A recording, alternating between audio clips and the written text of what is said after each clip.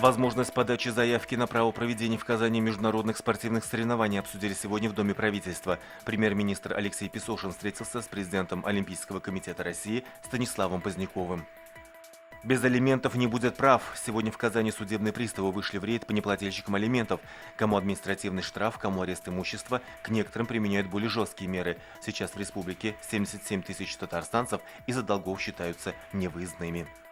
В татарстанском водном полу большие перемены. Сегодня на заседании выборной конференции избрали нового президента федерации. Им стал Владимир Цоума. Руководить казанским клубом «Синтез» будет один из главных ватерполистов российского спорта, депутат Госдумы Ирик Зенуров.